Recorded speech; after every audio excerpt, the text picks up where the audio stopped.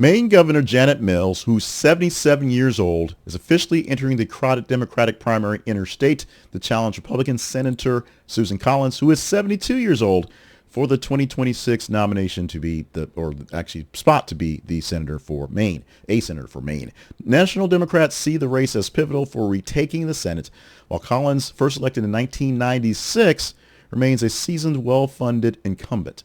Mills is term limited as governor, so she needs some place to go, presents herself as the party's most electable option. Early coverage frames the contest as one of the cycle's marquee battles.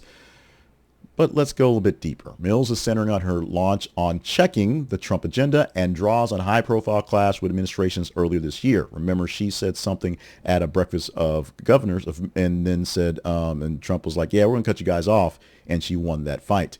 Her opening pitch highlights abortion rights, health care, and federal-state tensions at core themes. The campaign also signals a focus on electability in a swingy, ticketed-splitting state. Now, Collins' allies counter that her moderate brand and long record will resonate with Maine voters a little bit longer. Mills joins the field that includes a younger batch of Democrats, including Glam Planter, who's 41, and Jordan Wood, who's 36, who argue for generational change without directly attacking Mills' age. Hold on that pin for a moment. Party leaders, including Senator Chuck Schumer, reportedly recruited Mills, betting on profile that can consolidate the actual field in the Democratic side. The intra-party test will gauge whether experience or fresh faces give the Democrats a bigger turnout and give them a chance to win the spot. Early local reporting emphasizes Mills as the national party's preferred choice. Age is a storyline already, with the younger people already in the batch for Democrats. Add in Mills, who's older than the people she's running against as a Democrat and older than Susan Collins. She's acknowledging the concerns and is signaling a one-term pledge to lower the temperature. She's running just one 6-year pop. That's all she's doing.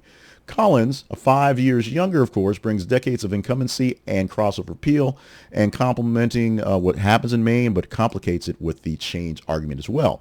Why change now? Well, because she's 72 years old. In Maine, the oldest state by median age in the nation, overt age attacks could actually backfire because everybody's old there. Making policy contrasts can be more decisive for people trying to do the generational shift and change when the people who are actually representing them actually represent the older constituency of the state. One of the few Republican-led seats in the states have seen Democrats recently carrying for presidential level, Maine is a big spot, making it a top flip target right now. Collins has beaten strong challenges before, essentially being the person who somehow outlasts things since I was in college in '96.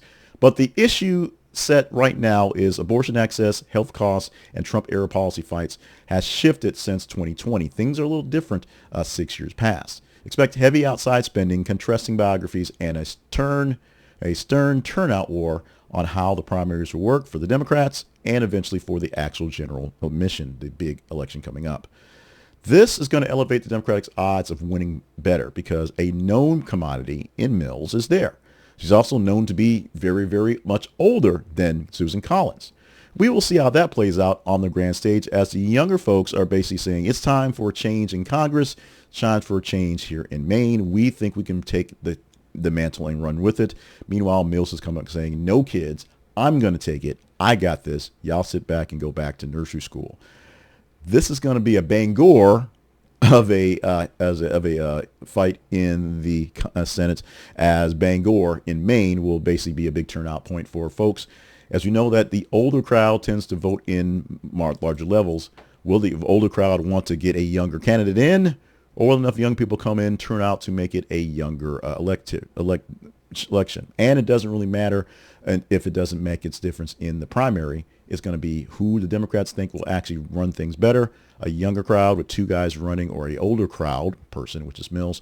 And then on top of that, Susan Collins is still 72 years old. So it may be youth versus experience, or one old lady versus another old lady. We shall see in about 12 months.